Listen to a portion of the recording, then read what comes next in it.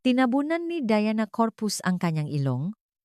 Tinitigan si Bea Santiago ng may sudulang pandidiri. Hindi ko kayang langhapin ang hangin kasama nito. Ang panghingang pagpapakumbaba. Lalo lang dumudumi ang silit sa tuwing pumapasok siya. Inayos ni Bea ang isang tupingang serbilyeta, tahimik, mahinahon. Bumaba ang boses ni Diana, punong kamandag. Isa kang hamak na dumi. Alamin mo ang lugar mo. Tinitigan siya ni Bea sa mata. Handa na po ang lahat, Miss Corpus. Bea, hinablot ni Diana ang kanyang soft drink. Ibinuhos ito sa likod ni Bea. At ngayon, umalis ka sa paningin ko. Isang nakabibinging katahimikan ang bumalot.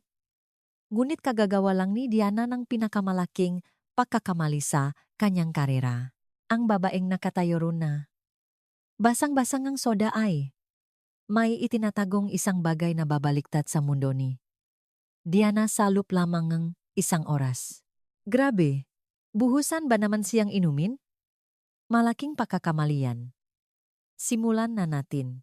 Ang Zamora Grand Hotel ay nakatayo sa isang kanto sa Bonifacio Global City. Taguig, 22 palapag na makintap na marmol. Mga elevator na gawa sa tansong dilaw at mga chandelier na kristal na mas mahal pa sa bahay ngang karamihan. Ito ang tipoeng hotel kung saan nagdaraos ang mga fundraiser, ang nga senador at pumipirmaeng nga kasunduan ang nga CEO habang umiinom ang mamahaling alak. Ito ay pag-ari ng Zamora Hospitality Group, isang kumpanyang may 43 na ari-arian sa buong bansa. At sa pinakatuktok ng imperyong iyon ay nakaupo ang isang tao, ang chairman of the board. Pero, mamaya na natin siya pag-usapan. Sa ngayon, pag-usapan natin si Bea Santiago. Si Bea ay 32 taong gulang. Mayroon siyang master's degree sa hospitality management mula sa Universidad ng Pilipinas. Pwede siyang pumasok sa anumang executive office sa industriya at makakuha ng posisyong may 6 na numerong sahod bago paman mananghalian. Pero hindi niya ginawa. Sa halip, 5 buwan na ang nakalipas. Nag-apply siya para sa isang part-time na trabaho bilang assistant ng event coordinator sa Zamora Grand. Entry level. Sahod na bahagyang mas mataas sa minimum wage, isang polo shirt ng staff, at isang name tag. Bakit? Dahil naniniwala si Bea sa isang bagay na hindi man lang isa sa alang-alangang karamihan sa kanyang posisyon. Naniniwala siya na kung gusto mong pamunuan ang isang industriya, kailangan mo itong unawain mula sa ibaba, hindi mula sa isang boardroom, hindi mula sa isang quarterly report, kundi mula sa pawis, sa overtime, sa mga bisitang pumipitik nga, kanilang gadaliri sa iyo na para kang kasangkapan. Gusto niyang maramdaman ito, lahat ngang ito.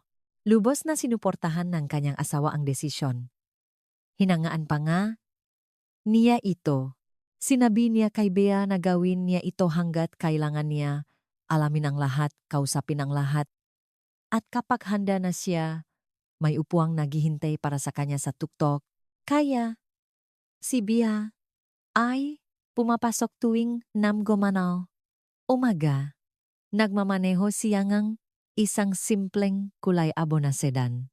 Wala siyang suot na alahas maliban sa kanyang wedding band na itinatago niya sa isang kwintas sa loob ng kanyang damit.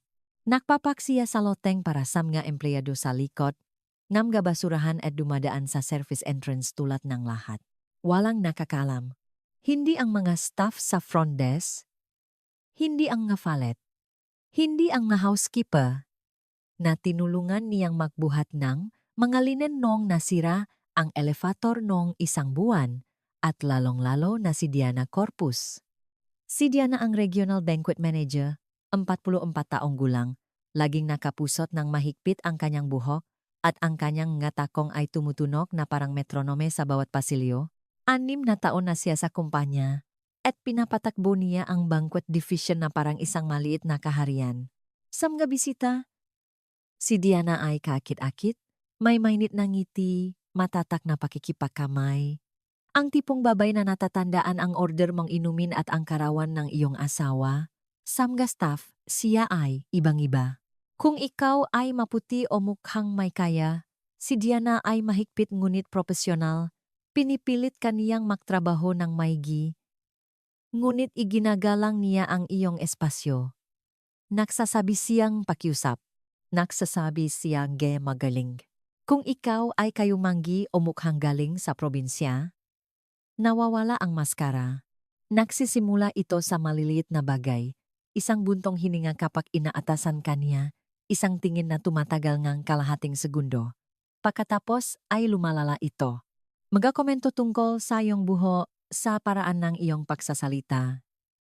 Kung talagang naiintindihan mo ba ang pamantayan ng hotel.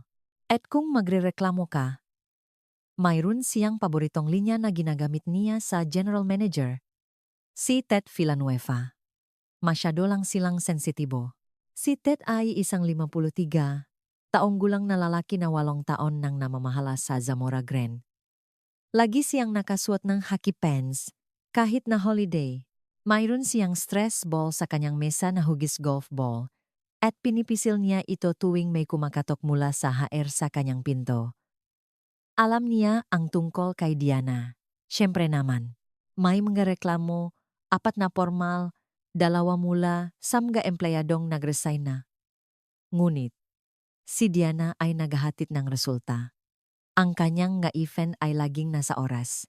Ang kanyang client retention rate ang pinakamataas sa rehiyon. At si Ted, ayaw ni Ted ngang confrontation. Kaya, ang maareklamo ay nakatago sa isang folder. Ang folder ay nasa isang drawer. At ang drawer ay nanatiling nakasara. Pagkatapos, nariyan si Liza Morales, 24, kayumanggi. Isang junior surfer na 8 buwan na sa hotel. Si Liza ay matalino, tahimik, at mapakmasid. Napapansin niya ang lahat. Aling mamesa ang nginingitian ni Diana. Aling mas staff ang binabalewala ni Diana. At alin ang sinisira ni Diana. 3 linggo na ang nakalipas, sinimulan ni Liza na laging dalhin ang kanyang telepono sa panahon ng shift. Hindi para mag-scroll. Hindi para mag-text. Kundi para mag-record. Wala pa siyang pinagsasabihan. Kahit si Bea, ngunit mayroon siyang folder sa kanyang telepono na may label na seguro, at ito ay papalaki ng papalaki. Ngayong gabi ay ang taon ng corporate gala. Isang kliyenteng Fortune 500, 300 na bisita, isang kontratang nakakahalaga ng milyon-milyong piso, at bawat isang tao sa staff na ito ay magbabanggaan sa paraang hindi nila inaasahan. 6 na oras bago ang gala at ang banquet hall ay amoy stress na, amoy ngang pampakintap ngang pilak, mga mantel na inalmirol, at ang matapang na amoy ngang industrial cleaner sa mga sahig na marmol. Ang staff ay gumagalaw sa pagitan ng mga mesa sa tahimik na koreografiya, inaayos ang tinidor, nililinya ang maupuan, tinutupi ang serbilyeta sa perpektong pamaypay. Si Bea ay nakapwesto sa dulong bahagingaw, nagayos ng nga centerpiece. Mga puting rosas, mga sangangang eucalyptus, matataas na florerang salamin na sumasalamin sa liwanag mula sa mga chandelier sa itaas. Nakapag-ayos na siyang 64 sa mga ito sa nakalipas na 3 oras. Bawat isa ay makakapareho. Bawat isa ay sinukat hanggang sa pulgada. Magaling siya rito. Alam niyang magaling siya rito. Pagkatapos ay pumasok si Diana. Ang paklik ngang kanyang ngatakong sa marmol ay parang isang countdown. Bawat ulo sa silid ay bahagyang yumuko, hindi para tumingin. Walang sinuman ang nangahas na tumingin ng direkta. Para lang subaybayan. Para malaman kung nasaan siya. Tulad ng mga hayop na nakakaramdam ng isang maninila na pumapasok sa kanilang teritoryo. Huminto si Diana sa gitnang silid. Iniskan niya ang mesa nang may mabagal at sinasadyang nga mata. Ang kanyang clipboard ay nasa ilalim ng kanyang braso. Ang kanyang bibig ay isang manipis at nakatikom na linya. Naglakad siya sa table 12. Isang serve na nangyang galang Marco ang nagset nito. Kinuha ni Diana ang isang baso ng galak. Itinaas ito sa liwanag at ibinalik. Magandang trabaho, Marco. Walang dumi. Nakahinga ng maluwag si Marco. Tumango siya at nagpatuloy. Pagkatapos ay lumingon si Diana. Naglakad siya diretso sa seksyon ni Bea sa table 22.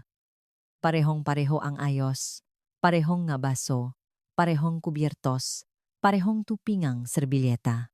2 beses itong sinuri ni Bea. Kinuha ni Diana ang isang basong ala. Itinaas niya ito sa liwanag tulad ng ginawa niya sa baso ni Marco. Inikot niya ito. Pagkatapos ay ibinaksak niya ito ng malakas na halos kumalansing ang nga kubyertos. Ang dungis nito. Natigilan ang nga kamay ni Bea. May smudge ang baso. Hindi pantay ang tupingang serbilyeta. At itong mga bulala. Hinablot ni Diana ang isang rosas mula sa florera at itinaas ito na parang ebidensya sa isang korte.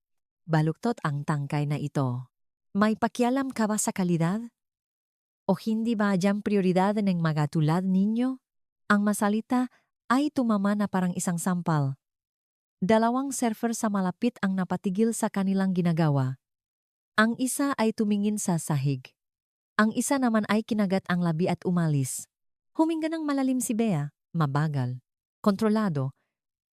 Ulitin ko po ang pag-ayos, Miss Corpus. Ulitin mo ang buong mesa. At kapag tapos ka na, gusto kong ikaw ang mag-asikaso sa yelo.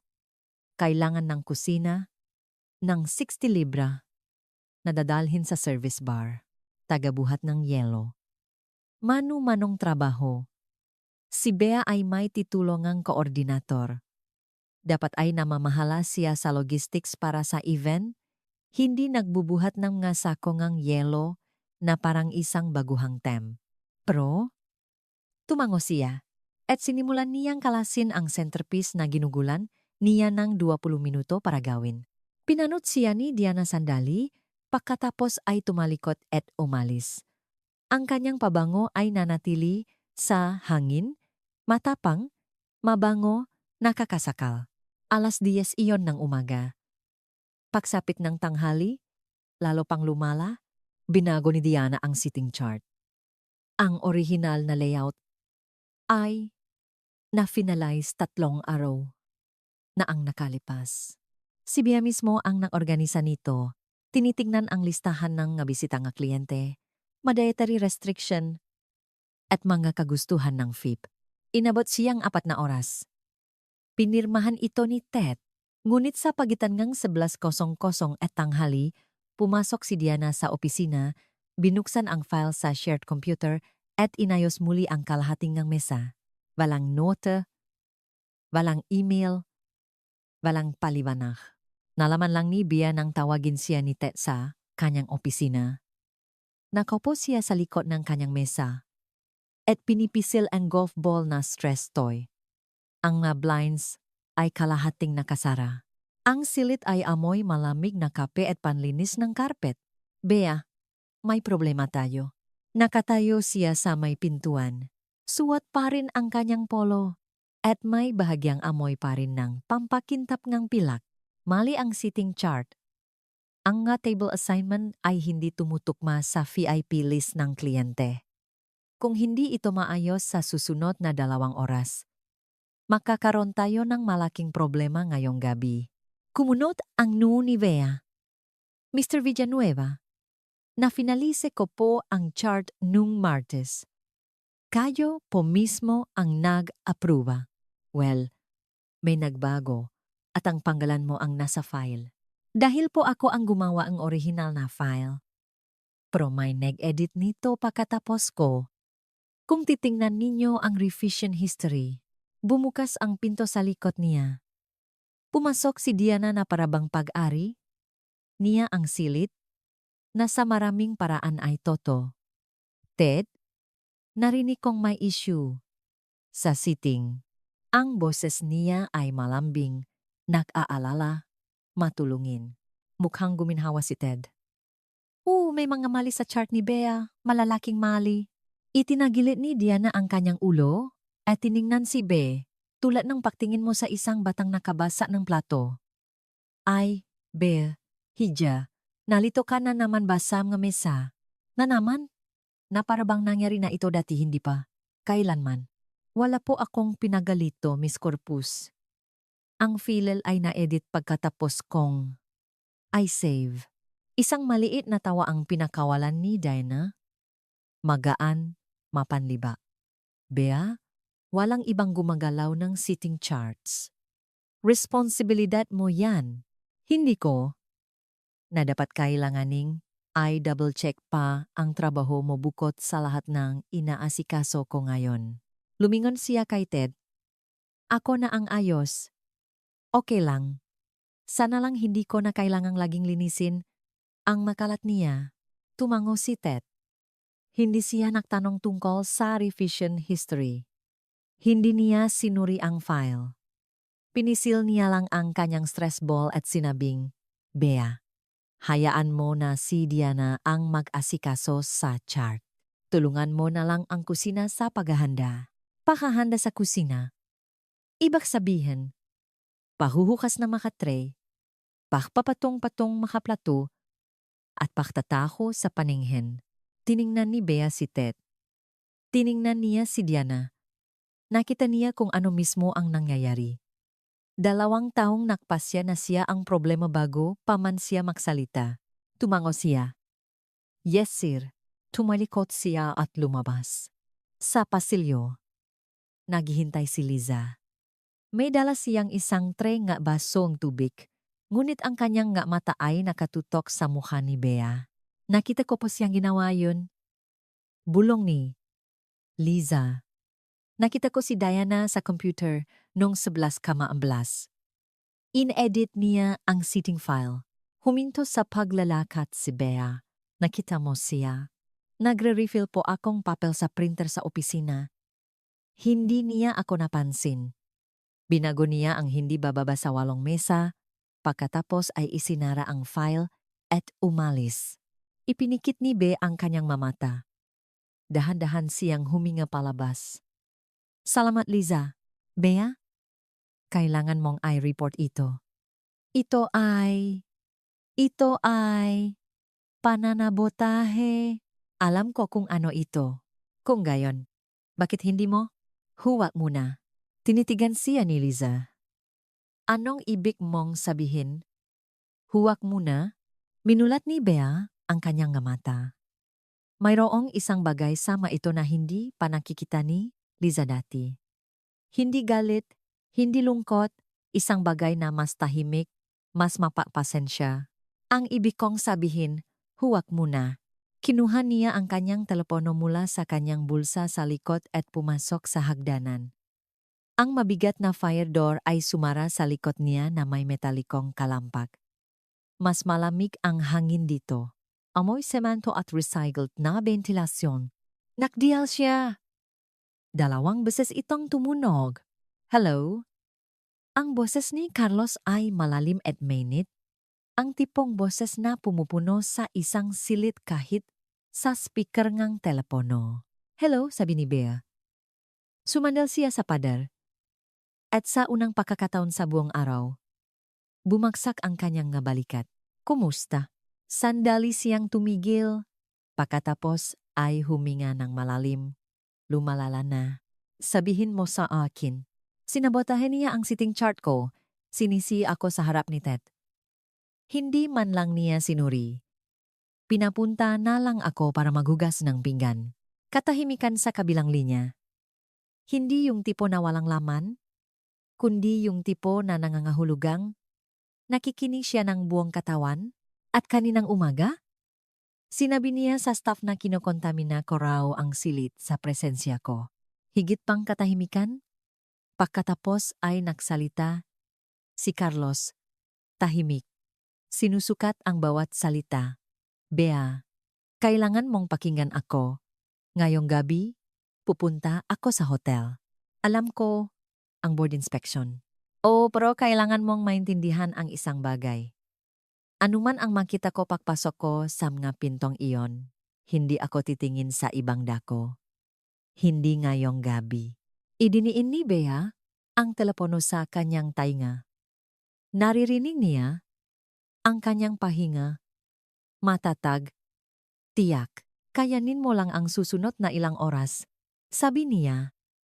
Kaya mo ba yan? Tumayo siya ng tuwid. Pinunasan ang kanyang nga mata gamit ang likot ng kanyang kamay. Oh, kaya ko to. That's my girl. Ibinaba niya ang telepono. Tumayo siya sa hagdanan ng 10 segundo pa. Pagkatapos ay lumabas pabalik sa pasilyo. Sa ingay, sa gulo, at diretso patungo sa kusina. Nagsisimula pa lang ang hapon at walang kamalay-malay si Diana Corpus sa kung ano ang darating. 3 oras bago ang gala. Ang kusina ay isang pugon ng ingay at singaw, makalderong kumakalampag, ma-burner na sumisitsit, at ang head chef na sumisigaw ng mga utos sa boses na kayang tumagos sa semento. Ang hangin ay lasang bawang, mantikilya at pawis. Nakatayo si Bea sa industrial sink, kinukuskos ang sheet tray gamit ang isang steel wool pet. Dumadaloy ang mainit na tubig sa kanyang buko hanggang sa mamula ang ito. Basa ang kwelyo ng kanyang polo. Masakit ang kanyang likot mula sa pagtayo simula 6:00 lumaga. Hindi ito ang kanyang trabaho. Alam niya iyon. Alam ng lahat sa kusina iyon. Ngunit walang nagsasalita. Nagkuskos siya. Nagpatong-patong siya. Nagbuhat siya. Alas 2:15. Lumitaw si Diana sa pintuan ng kusina. Hindi siya pumasok. Hindi siya kailanman pumapasok sa kusina. Masyadong mainit, masyadong maingay, masyadong mababa para sa kanya. Sumandal siya sa hambangang pinto. Nakakrus ang braso. Pinapanot si Bea na magtrabaho na parang nanunot ngang isang hayop sa zoo. At least may silbi siya sa isang bagay, sabi ni Diana sa walang partikular na tao, ngunit sapat na malakas, laging sapat na malakas. Isang prep cook sa malapit ang nanatiling nakatingin sa kanyang cutting board. Bumilis ang galaw ng kanyang kutsilyo. Tumayo ng tuwid si Diana at itinaas ang kanyang boses. Bea, kapag tapos ka ng maglaro ng tagahugas ng pinggan, kailangan kita sa banquet hall. Mali ang ayos ng entablado. Nasa kaliwa ang podium. Dapat nasa kanan. Ibinaboy ni Bea ang tray. Pinunasan ang kanyang makamay sa isang tuwalya na basena. Naglakad siya palampas kay Diana ng walang imik. Sa service corridor. At papasok sa banquet hall, ang podium ay nasa kanan, eksakto kung saan hiniling ng kliyente. Kinumpirma mismo ni Bea ang pagkakalagay nito kahapon kasama ang audiovisual team. Nasa telepono niya ang email. Nakatayo siya ron at tinititigan ito. Kanan. Tamang posisyon. Walang mali. Pumasok si Diana sa likod niya. Kumikliklak ang mga takong. Ano na? Ilipat mo, Miss Corpus. Hiniling po ang kliyente na nasa kanan ang podium. Nasa akin po ang confirmation email. Wala akong pakialam kung anong email ang mayroon ka. Sinabi kong ilipat mo sa kaliwa. Pero ang kliyente, bingi ka ba? Ang nga salita ay tumama sa hangin na parang isang pintong isinara ng malakas. 2 server na nag-ayos ng mamesa sa malapit ang natigilan. Lumapit si Diana. Sapat na malapit para maamoy ni Bea ang kanyang pabango.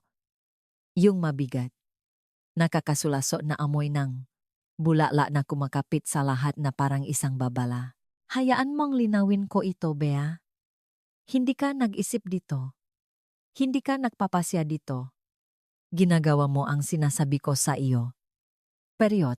Ang katotohanan kailangan kong ulit-ulitin ito sa iyo araw-araw ay nagsasabi sa akin ng lahat ng kailangan kong malaman tungkol sa kung ano ang kaya mo. Tinitigan siya ni Bea. 3 segundo. 5, 7. Pagkatapos, ay naglakad siya patungo sa podium at sinimulang hilahin ito papunta sa kaliwang bahagi ng entablado. Mag-isa, tumitimbang itong hindi bababa sa 80 libra. Ang kahoy na basa ay kumaskas sa saik na marmol na may tunok na nakpangilo sa lahat. Nanot si Diana. Hindi siya nag-alok ng tulong. Hindi siya tumawag ng sinuman para tumulong. Nanut lang siya. Isang kamay sa kanyang balakang, bahagyang nakatagilit ang ulo, tulad ng isang taong nanonot ng isang mola na humihila ng isang kariton. Nang matapos si Bea, hingal na hingal siya. Isang linyang ang pawis ang tumulo sa kanyang sentido. Good, sabi ni Diana. Ngayon, maglinis ka. Ang dungis mong tingnan. At sa ngalan ng Diyos, huwag kang magpapakita kapag nagsimula nang dumating ang nga bisita. Ang huling kailangan ng event na ito ay ikaw ang sasalubong sa mga tao sa pinto. Tumalikot siya at umalis. Ang kanyang ngatakong ay umalingaw-ngaw sa hall na parang isang metronome na nagbibilang pababa. Nakatayo si Bea sa tabingang podium na kalilipat lang niya. Nanginginig ang kanyang nga braso. Hindi dahil sa bigat, kundi dahil sa lahat ng iba pa. 4:30 ng hapon. 90 minuto bago magbukas ang mga pinto. Halos handa na ang banquet hall. Kumikinang ang mga mesa sa ilalim ng liwanag ng chandelier. Kumikislap ang mga ice sculpture sa buffet station. Ang string quartet ay nag-ayos sa isang sulok. Tinotono ang kanilang mainstrumento sa malambot at paikot-ikot na mga nota. Inaayos ni Bea ang mikropono sa podium nang bumalik si Diana. Sa pagkakataong ito, hindi siya nag-isa. 3 junior surfer ang nakasunod sa kanya. May dalang mahuling kagamitan. Huminto si Diana sa gitnang silid at pumalakpang ng isang beses. Makinig kayong lahat. Final check. Gusto kong bawat baso ay nakakintab. Bawat serbilyeta ay tuwid. Bawat upuan ay nakasandal ng eksaktong 2 pulgada mula sa gilid ng mesa. Milyon-milyong piso ang kliyenteng ito. Kung may anumang maging mali ngayong gabi, personal kong sisiguraduhin na ang taong responsible ay hindi na makakapagtrabaho sa lungsod na ito kailanman. Ang kanyang mga mata ay lumibot sa silid. Pagkatapos ay napunta ito kay Bea. At Bea, ikaw ang nasa coat check. Coat check. Isang silid damitan malapit sa pasukan. Hindi nakikita. Wala sa event. Invisible. Miss Corpus. Naka-assign. Po ako na mag-koordinate. Naka-assign ka? Past tense. Inililipat kita. Coat check? Sa likod na sulok. Huwag kang lalabas maliban kung may hihingi ngang kanilang jacket. Naktikom ang ngalabi ni Bea. May problema ba? Tanong ni Diana. Tumaas ang kanyang boses sapat lang para marinig ng lahat. Dahil kung hindi mo kayang maksabit sa nganggakawat, hindi ko na talaga alam kung ano ang gagawin sa iyo. May isang taong huminga ng malalim sa likod ni Bea. Si Liza. Nakatayo 3 mesa ang layo na may isang tray ngang champagne flute. Ang kanyang telepono ay nasa bulsa ngang kanyang apron. Ang lens ng kamera ay nakaharap palabas. Dahan-dahang umiling si Bea. Wala pong problema, Miss Corpus. Mahusay. At Bea, ngumiti ka. Kinakatawan mo ang hotel ngayong gabi. Subukan mong huwag manakot ng sinuman. Tumawa si Diana sa kanyang sariling nga salita. Isang maikli, matinis na tunok na parang salamin na nababasag. Pagkatapos ay umalis siya, may hawak na clipboard, nagutos sa string quartet tungkol sa antas ng volume. Naglakad si Bea patungo sa silid ng kotse. Ito ay isang makitid na silid malapit sa service entrance. Walang bintana. Isang ilaw na fluorescent na umugong sa itaas. Ang mga wire hanger ay nakahanay sa isang metal na rack na amoy kalawang at lumang mothballs. Pumasok siya at tumayo run sandali. Mag-isa, bukas pa ang pinto.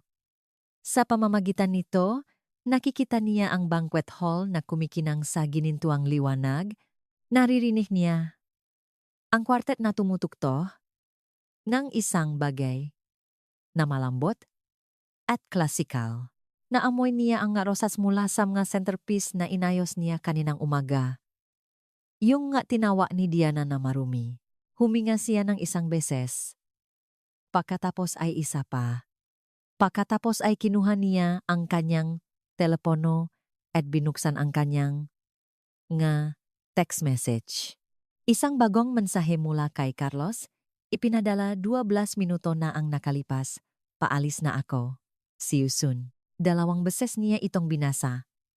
Pagkatapos ay itinago niya ang telepono at isinabit ang unang walang lamang hanger sa rack. Sa ibang bahagi ng hotel, si Mang Ruben, ang hepengang seguridad, ay nasa security office at sinusuri ang protokol para sa gabing iyon. Kumakaluskos ang kanyang radyo sa mga update. Dagdag na bantay para sa pangunahing pasukan. Karagdagang screening sa parking garage. Tinatayang pagdating ng VIP sa 6-15. Kumuha si Mang Ruben isang nakaprint na litrato mula sa isang Manila envelope. Isang headshot ni Carlos Del Mar. Idinikit niya ito sa briefing board at binilugan ng pulang marker. Ito ang chairman of the board. Sabi niya sa kanyang team. Pagdating niya, full protocol, pangunahing pasukan, walang pagkaantala. Tatawagin ninyo siyang Chairman Del Mar. Naintindihan? 4 na security officer ang sabay-sabay na tumango. Tiningnan ni Mang Ruben ang kanyang relo. 1 oras at 10 minuto. Bumalik sa silid ng co-check. Narinig ni Bea ang boses ni Diana na umalinggonggo. Sa huling pagkakataon. Kapag nakakita akong isang fingerprint sa isang baso, may uwi ngayong gabi, at hindi ako yun, nagsabit si Bea ang isa pang walang lamang hanger sa rack. Kumaskas ang alambre sa metal na baras. Ipinikit niya ang kanyang mata. Nahintay siya. Ang ilo na fluorescent ay umuhong sa itaas niya na parang isang timer na paubos na. Sa labas, ang string quartet ay lumipat sa isang bagay na mas mabagal, mas malalim. Ang banquet hall ay abala sa mga huling paghahanda. Kumakalansing na pila. Inaayos na mga upuan. Ang ngatakong ni Diana na pabalik-balik sa marmol. Sa parking garage, isang itim na SUV ang lumiko mula sa highway at tumungo sa BGC. Tiningnan ng driver ang salamin. Inayos ng lalaki sa likurang upuan ang kanyang mga cufflinks. Tumingin siya sa bintana sa skyline ng lungsod na sinasalo ang huling liwanag ng gabi. Ang kanyang telepono ay nakapatong sa katabing upuan na katat. Ang huling text na ipinadala niya ay nagniningming pa rin sa screen. Paalis na ako. See you soon. Hindi na siya muling nag-text. Hindi na kailangan. Sa loob ng 52 minuto, papasok siya sa mga pintuan ng Zamora Grand. Sasalubungin siya ni Mang Ruben na may matatag na pakikipakamay at 2 salita na alingongaw sa bawat radyo sa gusali. At lahat ay magbabago. Teka, kailangan kong huminto dito dahil nagiinit ang ulo ko. Seryoso. Ang babaeng ito ay pinahiya, sinabotahe, isiniksik sa isang coat closet at walang sinumang nagsalita. Wala ni isang tao. Yang katahimikan na yan ang pumapatay sa akin, mga pare. Pumasok ang itim na SUV sa pabilog na driveway ng Zamora Grand. Dahan-dahan at tahimik na gumulong ang mga gulong nito sa makintab na bato.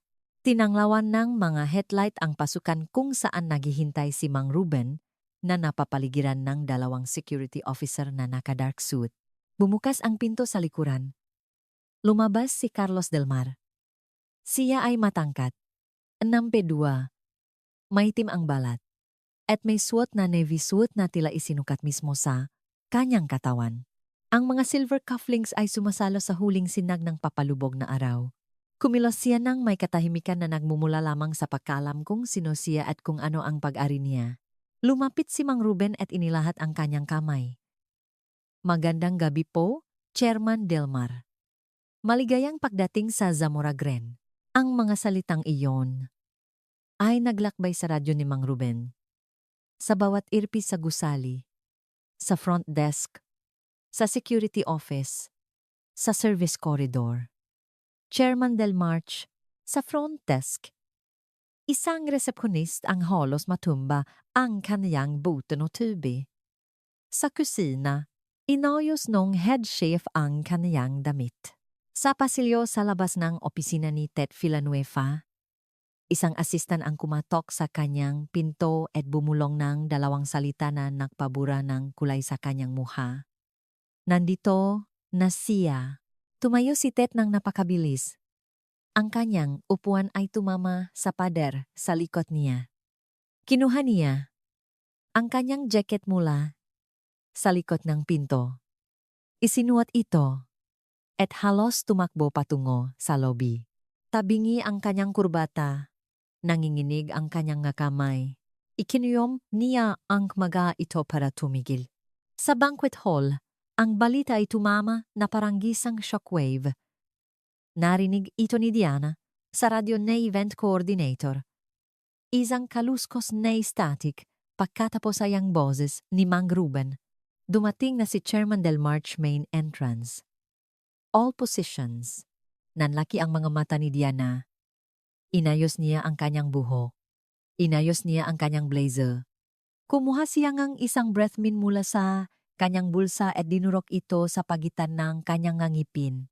Ito na ang kanyang pagkakataon. Ang chairman of the board narito ngayong gabi sa kanyang event. Ito ang kanyang pagkakataon na sumikat, na magpa-impress, na umakyat sa posisyon.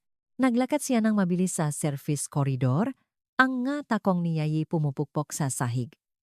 Pumasok siya sa lobby kasabay ng pagdating ni Ted mula sa kabilang pasilyo. Nakatinginan sila. 2 taong biglang nakaisa sa parehong despradong pangangailangan na magpakitang gilas. Nakatayo si Carlos sa gitnang lobby, si Mang Ruben sa kanyang tabi, 2 security officer sa likuran. Dahan-dahan siyang tumingin sa paligid, pinakmamasdan ang marmol, ang mga chandelier, ang masariwang bulaklak sa reception desk. Walang mababakas sa kanyang mukha. Unang lumapit si Diana, may maningning na ngiti, inilahat ang kamay. Mas mataas kaysa karaniwan ang kanyang boses, mainit, sabik, ensayado. Chairman Delmar, isang napakalaking karangalan po. Ako po si Diana Corpus, Regional Banquet Manager. Ako po ang namamahala sa gala ngayong gabi, at masasabi ko pong lahat ay tumatakbo ng napakaganda. Kami po ay labis na natutuwa na narito kayo. Tiningnan ni Carlos ang kanyang kamay. Hindi niya ito tinanggap. Ang kanyang mga mata ay lumampas sa kanya. Kay Ted. Sa reception desk. Pababa sa pasilyo. Patungo sa service corridor. Patungo sa makitit na silid malapit sa pasukan na walang bintana at may isang ilaw na fluorescent. Ang silid ng code check. Lumalabas si Bea. Narinig niya ang radyo. Narinig niya ang panggalan. Nakatayo siya sa pasilyo. Suot ang kanyang lukot at may mansang soda na polo. Bahagyang tabing ang kanyang name tag at ang kanyang mga kamay ay gasgas pa rin mula sa paglilinis na gamagatray. Nakita siya ni Carlos at may nagbago sa kanyang mukha. Hindi galit, hindi pa. Isang bagay na mas malalim, mas mabagal, tulad ng panunod sa isang bita na kumakalat sa salamin bago ito mabasag. Naglakad siya palampas kay Diana, kay Ted, sa 2 security officer na tumabi ng walang imik. Tinawid niya ang lobby ng may mahahaba at matatag na hakbang. Narating niya si Bea. Huminto siya. Tiningnan niya ang kanyang damit, ang madilim na mansa. Sa likod, ang mga tuyong patak na soda sa kanyang kabelyo. Ang gamoy na panlinis sa kanyang mga kamay. Inakbayan niya si Bea. Dahan-dahan, na parabang siya lang ang tao sa buong gusali. Anong nangyari? Mahina ang kanyang boses, ngunit sa katahimikan ng lobby na iyon, ito'y umalingaw na parang kulok. Tumingala si Bea sa kanya. Sa unang pagkakataon sa buong araw, nabasak ang kanyang pagpipigil, bahagya lamang. Isang panginginig sa gilid ng kanyang bibig, isang ningning sa kanyang nga mata na pinigilan niyang tumulo. Mahabang araw, sabi niya, sabihin mo sa akin, sa likod nila. Nakatayo si Diana, na parang nagilo. Ang kanyang kamay ay nakalahat pa rin sa hangin kung saan ito binalewala ni Carlos. Ang kanyang ngiti ay nasa kanyang mukha pa rin, ngunit ito'y nanigas, plastik na parang isang maskarang nakalimutang tanggalin. Ang kanyang mamata ay napalipat-lipat sa pagitan ni Carlos at Bea. Ang braso sa kanyang balikat, ang kanilang lapit, ang paraan ng pagtingin niya kay Bea. Pagkatapos ay nagsinking ang koneksyong.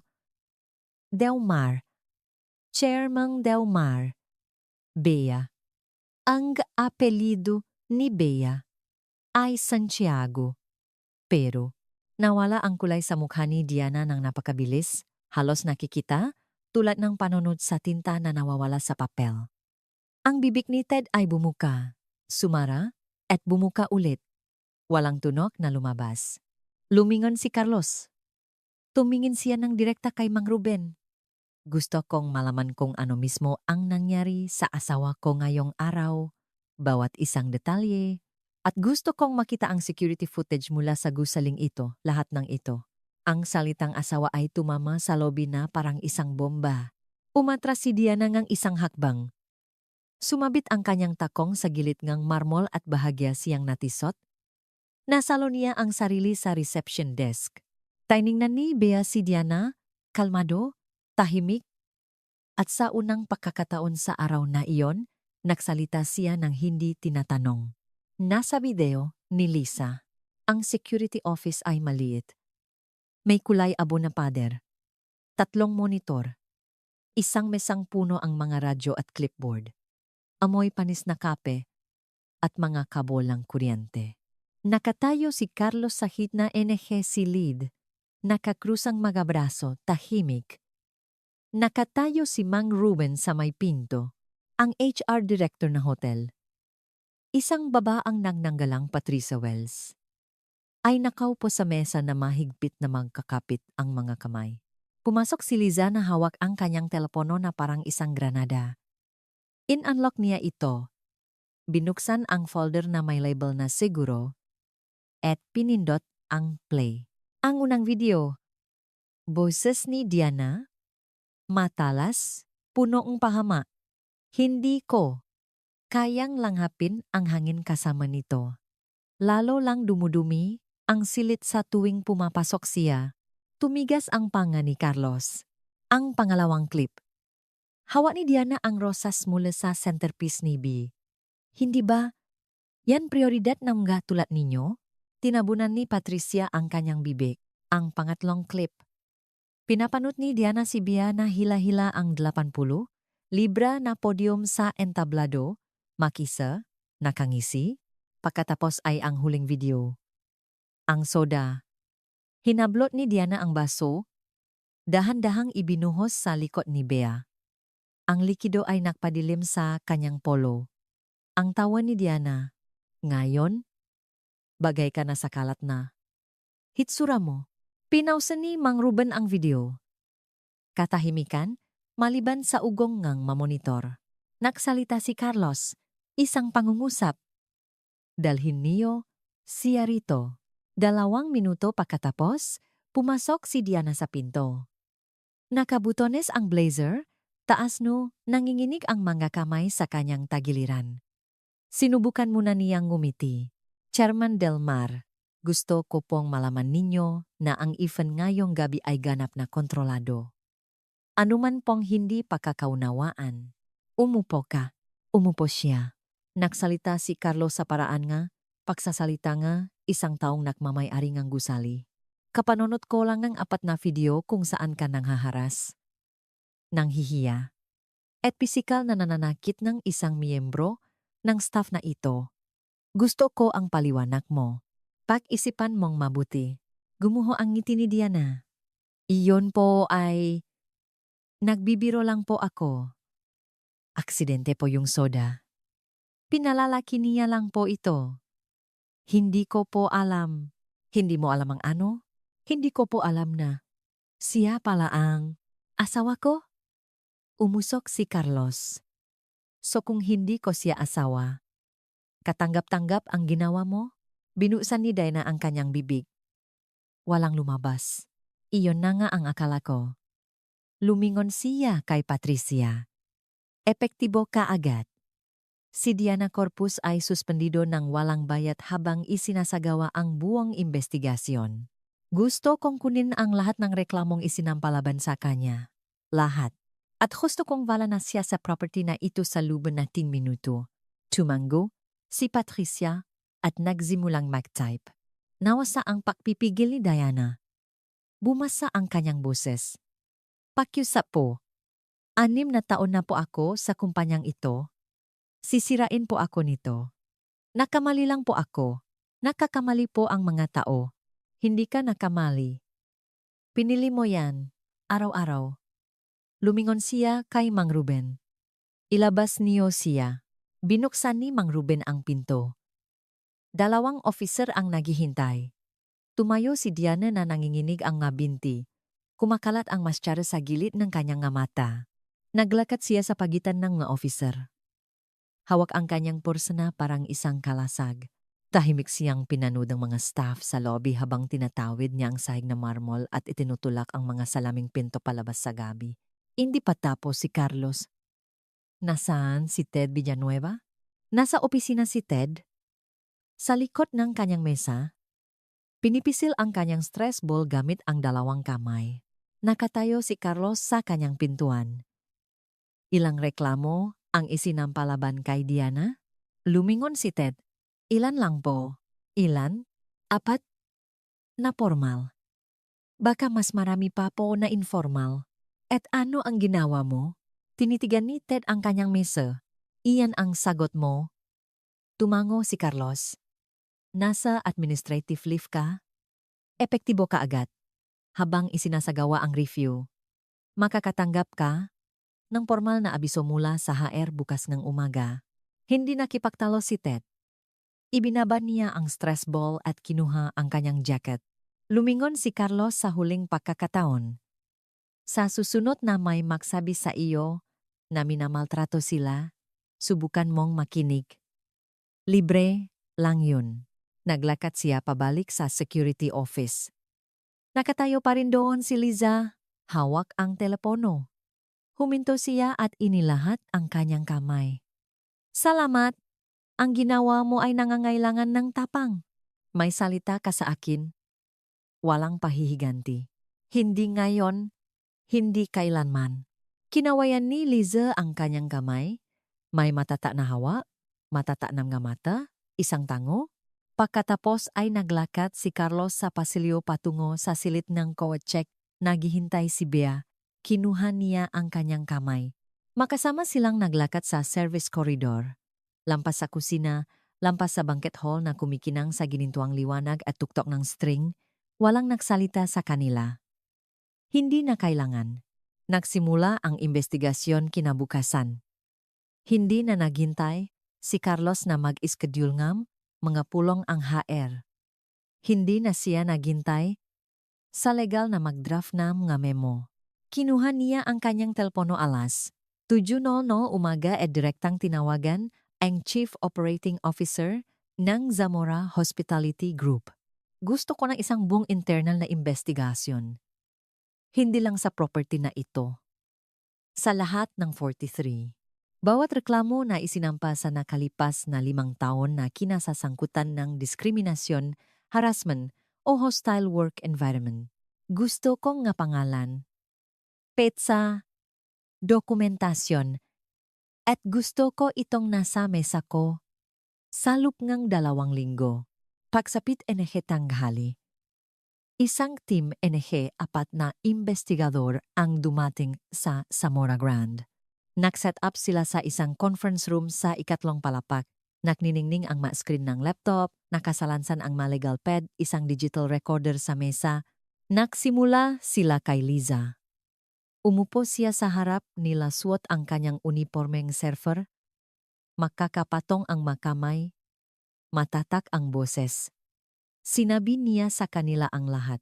Ang makomento, ang mapaglilipat ng trabaho, ang paraan ng pakikipag-usap ni Diana sa maputing empleyado kumpara sa maitim na empleyado, ang tono, ang lengguwahe, ang matingin. Pagkatapos ay ibinigay niya ang kanyang telepono. Pinanot nga investigador ang bawat video ng 2 beses. Pagkatapos ni Liza, ininterview nila ang siyam pang empleyado, kasalukuyang staff, dating staff, mga taong nakresign ng walang paliwanag, mga taong nagsampang nga reklamo ng walang napuntahan. Isang housekeeper na, nang nangalang Gloria Davis, ang nagsabi sa kanila na minsan ay tumanggi si Diana na sumakay sa parehong elevator kasama niya. Tiningnan niya ako na para akong nakakahawa, sabi ni Gloria. Pagkatapos ay nahintay siyang susunod. Isang dating valet na, nang nangalang James Wilson, ang nagsabi na inireport siya ni Diana sa pagnanakaw matapos niyang iparada ang kotsengang isang bisita, 3 espasyo ang layo mula sa itinalagang lugar. Walang pagnanakaw na naganap. Tinanggal pa rin siya. Walang investigasyon. Walang apela. Isang line cook na, nagngangalang Sandra Moore, ang naglarawan kung paano pumasok si Diana sa kusina isang gabi at sinabi, sa harap ng buong staff, "May amoy na mali dito, at hindi yung pakain." Nakatingin siya nang direkta sa 2 itim na cook sa linya. 4 na formal na reklamo, 12 informal na ulat, 3 pagbibitiv na direktang naunay sa pag-ugali ni Diana. Lahat ay dokumentado, lahat ay binaliwala. Ang pirma ni Ted Villanueva ay nasa 4 sa mga dismissal form. Ang kanyang sulat kamay ay nasa mga tala na nagsasabing, nalutas na, walang karagdagang aksyon na kailangan. Ang pattern ay hindi may kakaila. At ito'y umabot ng 3 buong taon. Sa ika-4 na araw, pumutok ang kwento. Ipinost ni Liza ang video ngang soda sa kanyang personal na social media nang may pahintulot ni Bea. Hindi siya nakdakdak ng komento. Hindi na kailangan. End footage. Mismo ang nausalida. Ang boses ni Diana, ang dahan-dahang pagbuhos, ang tawa, si Bea na nakatayo ron na basang-basa at tahimik. Pakalipas ang 36 na oras, ang video ay may 14 milyong view. Unang nakuha ito ang lokal na balita sa Maynila. Isang reporter ang nakatayo sa labas ng Zamora Grande na may mikropono. Kumikinang sa likod niya ang gintong logo ng hotel. Pagkatapos ay sumunod ang mga pambansang outlet. Pinagdebatehan ito mga panel sa cable news. Sinuri ito mga kolum ng opinion, kumalat ang mga headline sa bawat platform na parang apoy, hotel manager, binuhusan ng soda, ang empleyado, asawa pala ng chairman. Sumabog ang social media. Libu-libong komento ang bumuhos, lumantat sa publiko ang mga dating empleyado.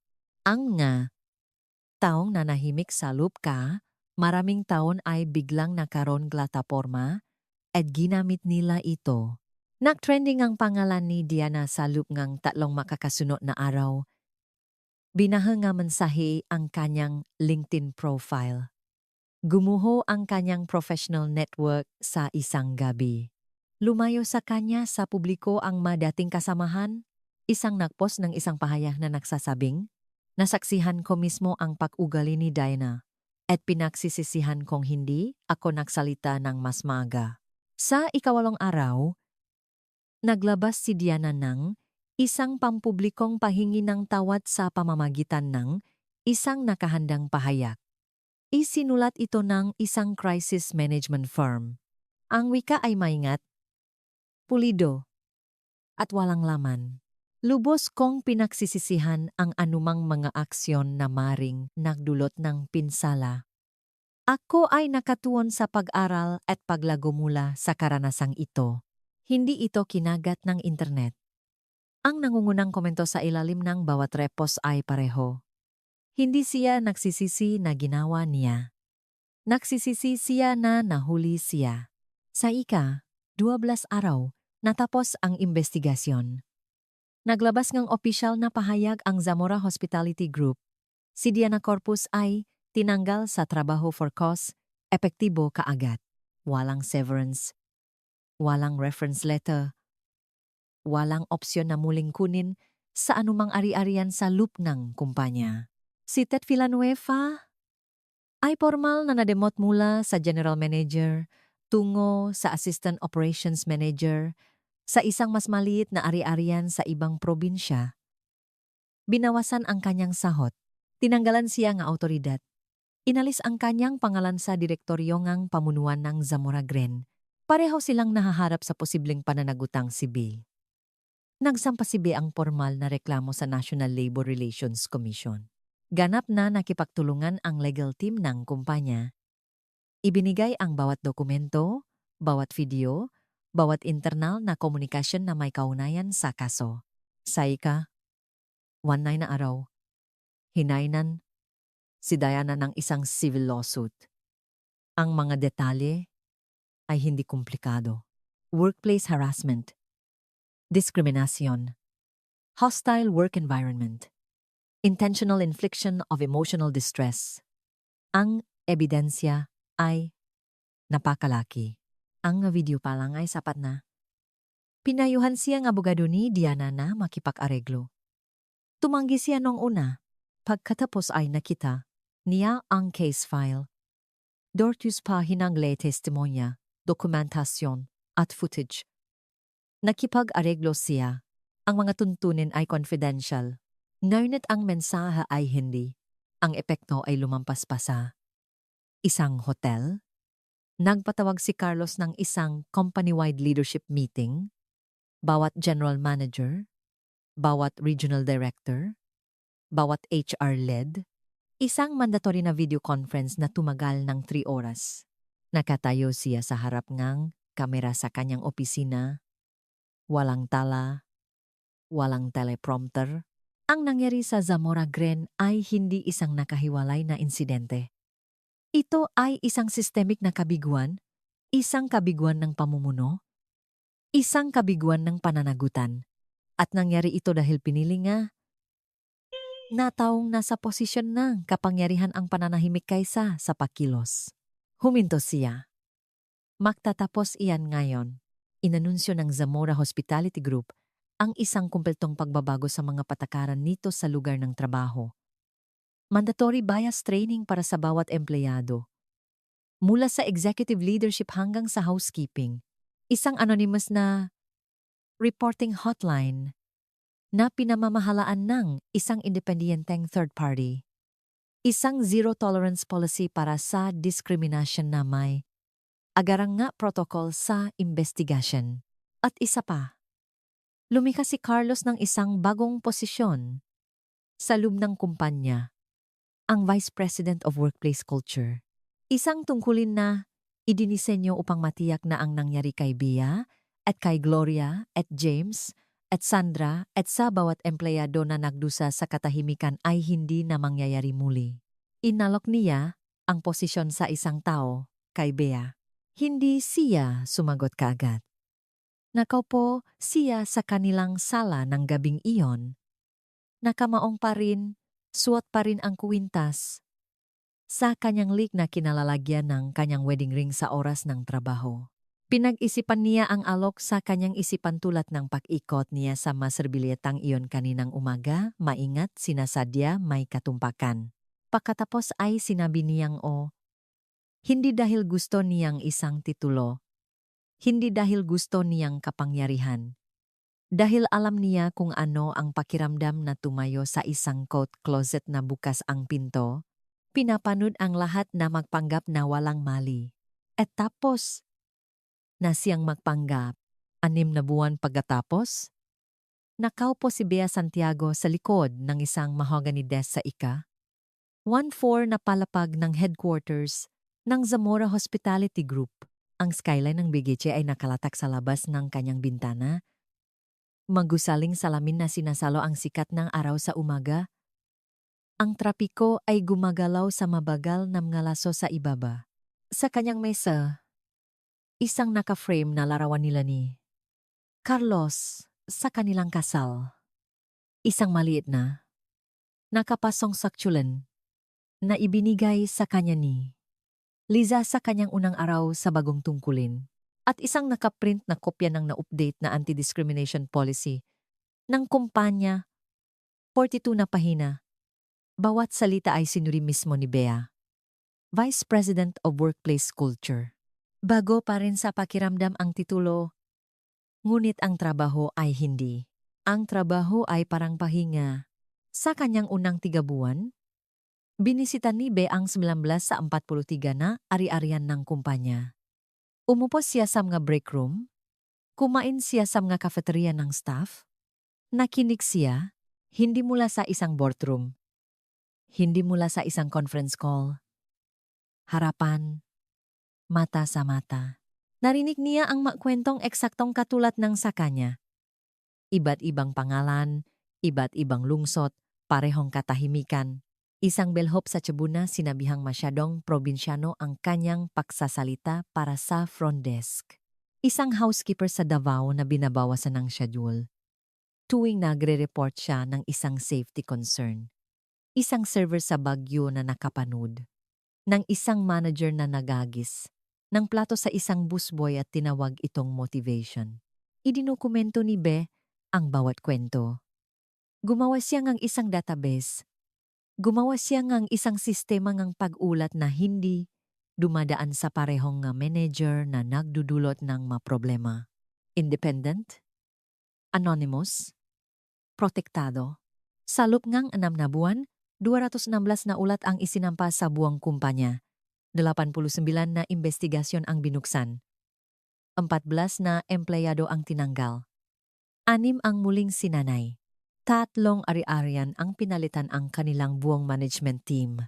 Natanggap ngang anonymous hotline ang unang tawag nito noong Martes, 9:14 ngang umaga. Boses ngang isang batang babae, nanginginig ngunit determinado. Hindi ko alam kung may gagawin talaga. Pero kailangan kong sabihin ito ng malakas. May gumawang isang bagay.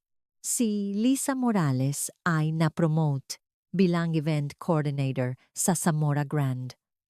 Buong titulo, buong sahod, buong benepisyo. Isinasara pa rin niya ang kanyang telepono sa panahon ng gas shift. Isang lumang ugali, ngunit hindi na niya kailangan ang seguro folder. Si Gloria Davis, ang housekeeper na ayaw sumabay sa elevator kay Diana, ay inalok ng backpay at isang formal na pahingi ng tawad mula sa kumpanya. Umiyak siya nang matanggap niya ang sulat. Hindi dahil sa pera, kundi dahil sa wakas ay may nagsabing, "Naniniwala kami sa iyo." Si James Wilson, ang valet na maling tinanggal, ay kinontak ng legal team ng Zamora. Inalok nila siya ng reinstatement at compensation. Tinanggihan niya ang trabaho. Nakapag-move on na siya, ngunit tinanggap niya ang pahingi ng tawad. Sinabi niyang ito ang unang pagkakataon sa loob nga 3 taon na may umamin na wala siyang ginawang mali. Si Diana Corpus ay hindi na muling nagtrabaho sa hospitality. Ang kanyang pangalan ay naging kasing kahulugan ng uri ng kalupitan na ngayon ay sinasanay ng nga kumpanya sa kanilang nga empleyado na kilalanin. Lumipat siya mula sa Metro Manila, binura ang kanyang social media, at naglaho sa uri ngang katahimikan na dati niyang ipinilit sa iba. Tahimik na tinapos ni Ted Villanueva ang kanyang demotion. Namahala siya sa 10, silit na ari-arian sa isang maliit na bayan sa labas ng isang malaking lungsod. Hindi na siya muling nakfile ng reklamo. Kung nagbago ba siya o natutulang matakot sa makahinatnan, walang makapagsasabi. Patuloy na pinamunuan ni Carlos ang kumpanya, ngunit may nagbago sa paraan ng kanyang pamumuno. Sinisimulan niya ang bawat pulonggod sa isang simpleng tanong. Ano ang hindi natin nakikita? Ito ay naging isang tradisyon ng kumpanya, isang paalala na ang pinakamapanganib na mga problema ay ang pinipili ng pamunuan na huwag tingnan. At si Bea, hindi kailanman nakalimutan ni Bea ang silit ng coat check. Nagtago siyang isang wire hanger mula sa gabing iyon sa drawer ng kanyang mesa sa opisina, hindi bilang isang tropeo, kundi bilang isang paalala ng umugong na ilaw na fluorescent, ang amoy ng mothballs, ang tunog nga takong ni Diana na papalayo. Itinago niya ito dahil ayaw niyang maging isang taong nakakalimot kung ano ang pakiramdam sa ibaba. Yo, kaya itong kwento, gawa-gawa lang, fiksyon lang, pero magpakatotoo tayo sandali. Yung pakiramdam na tinatrato kang boss mo na parang basura at lahat ay nanunot lang, hindi yan fiksyon. Buhayan ng isang tao ngayon. At yan ang dahilan kung bakit ko kailangang ibahagi ito. Seryoso. Karamihan sa mga taong humaharap sa pinagdaanan ni Bia ay walang asawang chairman. Hindi sila nakakaroon ng viral video. Hindi sila nakakaroon ng company-wide na pagbabago. Nakukuha nila ay katahimikan. Itinutulak sila palabas. Nakakalimutan sila.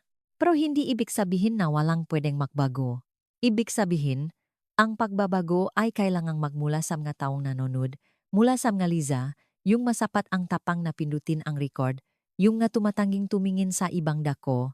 Kung tinamaan kang kwentong ito, sige na at i-smash mo ang like button na yan. I-share mo sa isang taong kailangang marinig ito. At mag-subscribe ka para hindi mo makaligtaan ang susunod. Dahil ang tunay na tanong ay, hindi kung nangyayari ba ito. Ang tunay na tanong ay kung walang nagre-record, may nakakaalam ba?